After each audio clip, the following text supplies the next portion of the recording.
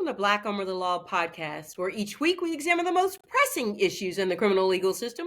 I am your host, Dr. RaShall Brackney, also known as Chief B. As we settle into today's show, don't forget to download, subscribe, follow, rate, and comment wherever you listen to your favorite podcast. So let's jump into it. So I have no guest today. We're going to do our headlines and hashtags. Today I'm going to unpack the latest headlines and hashtags by examining a series of stories that, while seemingly unrelated at first glance, reveal a deep and interconnected cracks in the American justice system. These are the cracks that shape the future of law enforcement, civil rights, and public trust. These events speak volumes about power, integrity, and accountability, or even the lack thereof. From Raleigh to Washington, Memphis to Minneapolis, these developments aren't just news stories.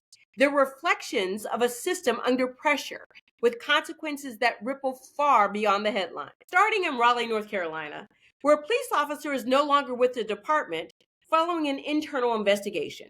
While the department hasn't disclosed publicly all of the details, the fallout right now is massive. Potentially hundreds of criminal cases are now in jeopardy.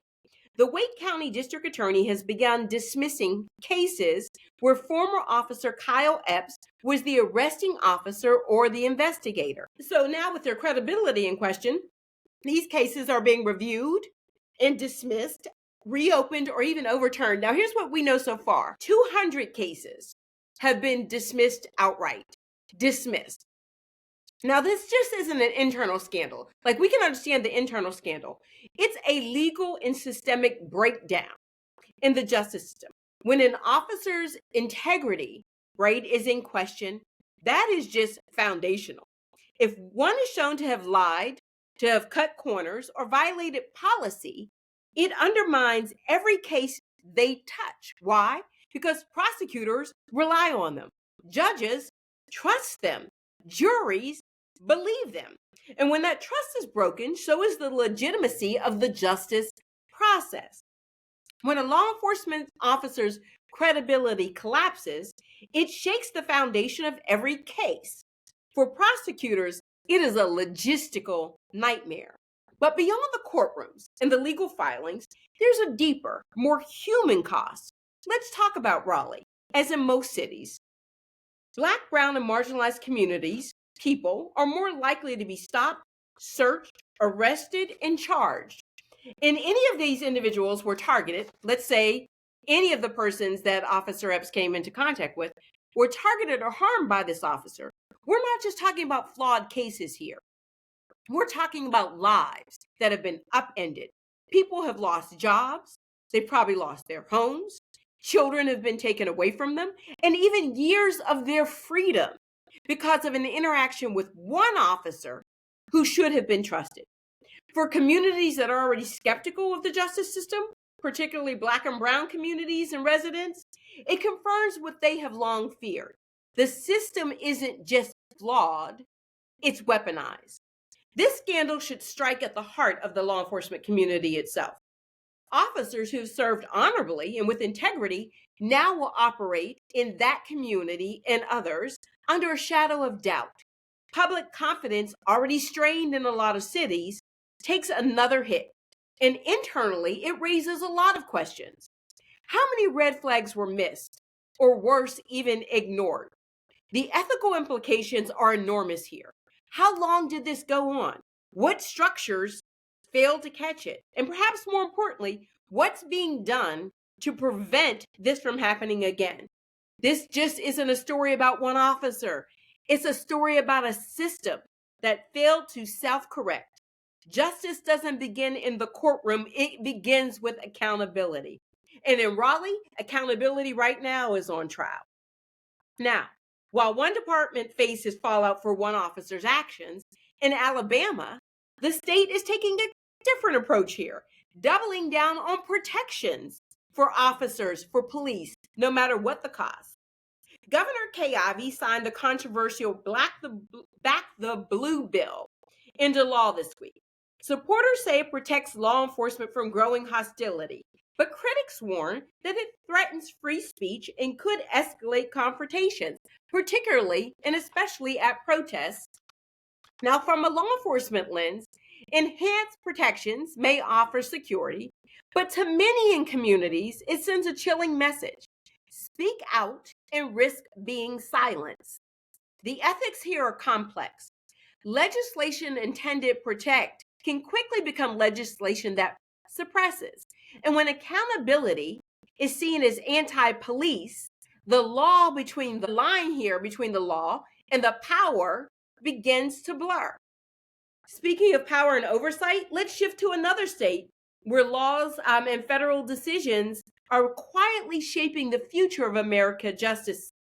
The FBI has quietly disbanded its public corruption unit, the very team that played a critical role in investigations tied to President Trump.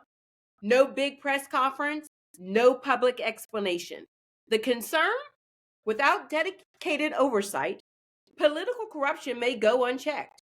And when public institutions lose transparency, law enforcement itself becomes more susceptible to public political influence.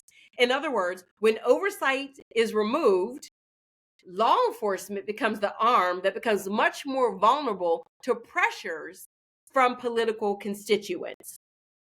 Now, here's what I'm saying. Again, communities already distrustful of federal justice are the first to feel the erosions of accountability. When the system stops policing itself, injustice trickles down and fast. That theme of blurred lines between politics and justice continues in the nation's capital, where a high-profile appointment itself is raising eyebrows. Jeanine Pirro, a name you may recognize from Fox News, where she hosted the very opinion-heavy show, Justice with Judge Jeanine, has been sworn in as Washington, D.C.'s top federal prosecutor. Now, to be clear here and to be fair here, Pirro has a long legal resume. She served as a judge and a district attorney in New York for years before turning to television.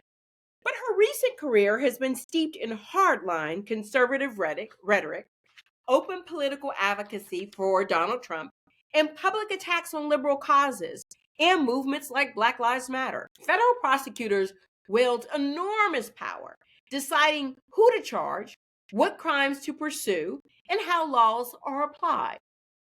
In a city as politically charged as D.C., the idea of someone with such strong partisan leanings holding that office in particular is troubling.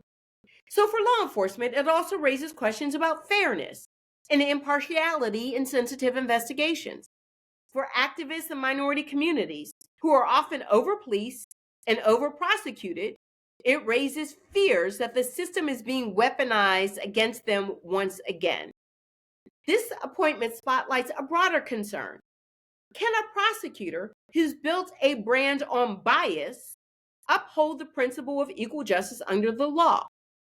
Law enforcement may see a prosecutor unafraid to act decisively, right? As someone who is pro-law enforcement.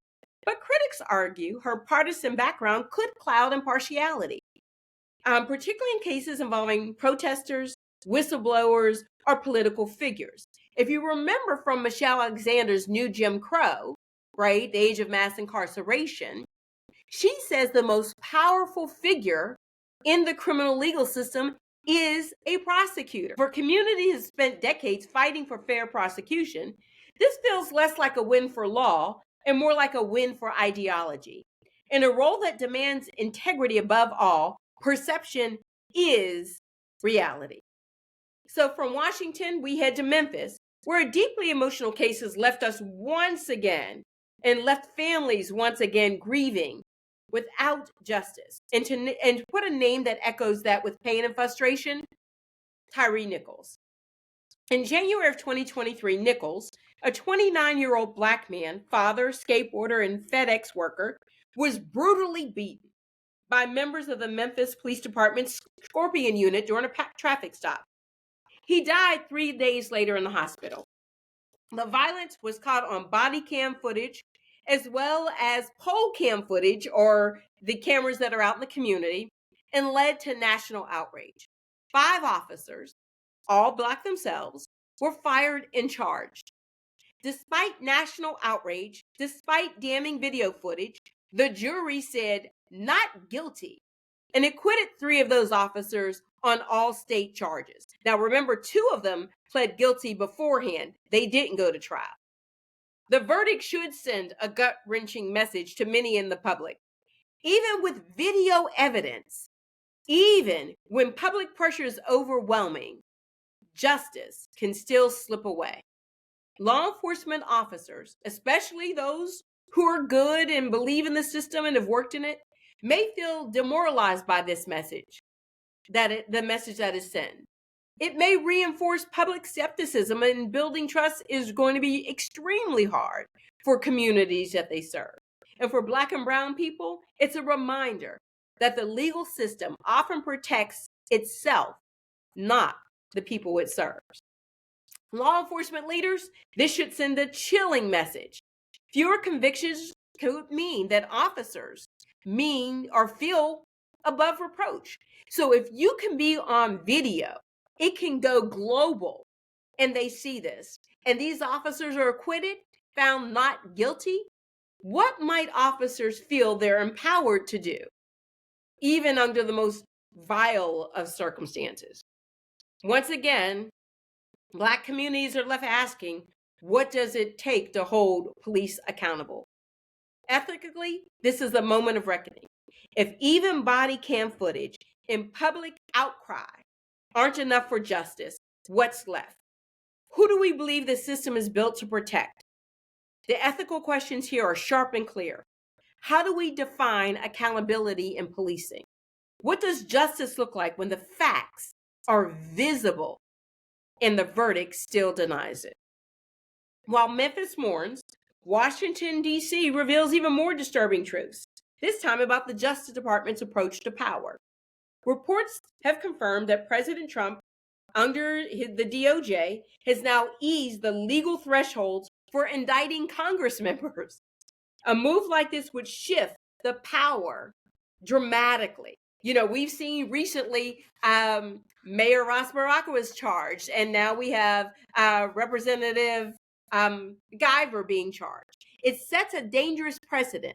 Political enemies could become legal targets. And for vulnerable communities, the manipulation of law for political gain is a threat to democracy itself. Justice must remain apolitical.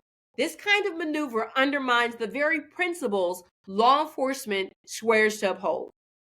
Now, as we close, we're going to look back 5 years to a moment that shocked the world and reignited a global movement: the murder of George Floyd. May 25th marks 5 years since George Floyd's death beneath the knee of former Minneapolis and convicted felon Minneapolis police officer Derek Chauvin, when he pressed his knee into Floyd's neck for 9 minutes and 29 seconds. Floyd pleaded, "I can't breathe."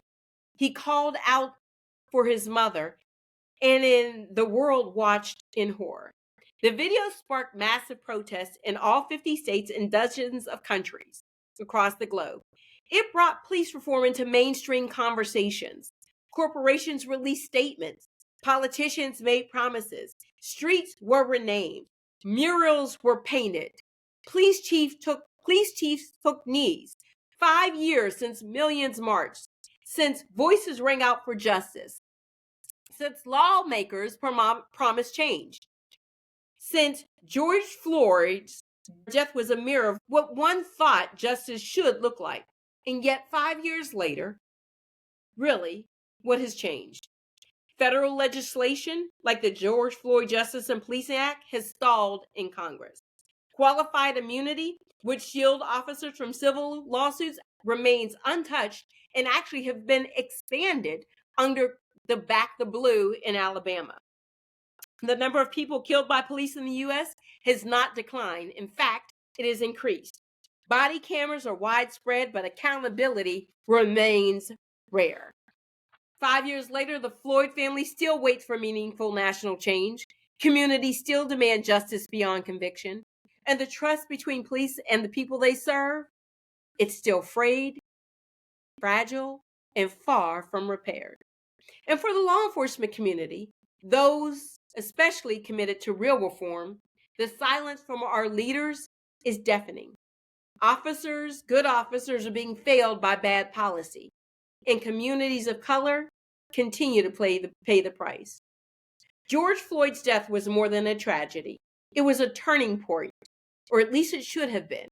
But 5 years later, we're still asking, why hasn't the system moved forward? If we are to honor George Floyd's memory, it cannot be with murals alone.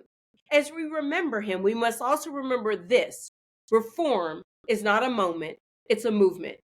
It must be coupled with action, courage, and an unflinching commitment to justice, no matter who challenges it. In today's headlines, from Raleigh to Memphis to DC, they're a stark reminder, an echo of the same truth. The system has not transformed, it is resisted. And if today's episode moves you, share it, start a conversation, push for a change, because justice isn't something we inherit, it's something we build. And to our audience who are listening, please tell someone about the show. Don't forget to subscribe, download, follow, rate, and comment wherever you listen to your favorite podcasts, like Apple, Spotify, Pandora, and always the Mean Old Lion Media app. This is the end of my shift. I am 1042, and I will catch you next week.